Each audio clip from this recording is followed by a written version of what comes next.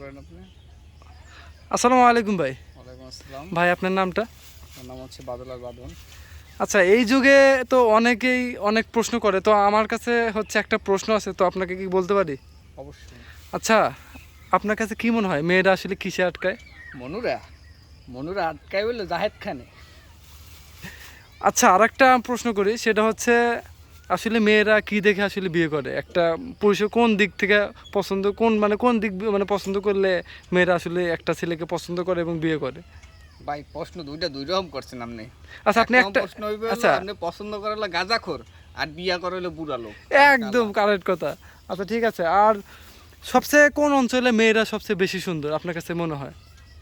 আমার কাছে মনে হয় মগদেশের মেয়েরাই সবচেয়ে বেশি সুন্দর। আচ্ছা, আমার পাশে আরেকটা বন্ধু আছে, হচ্ছে আমাদের বন্ধু।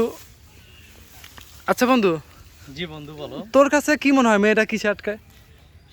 মেয়েরা আসলে অতি লোভী।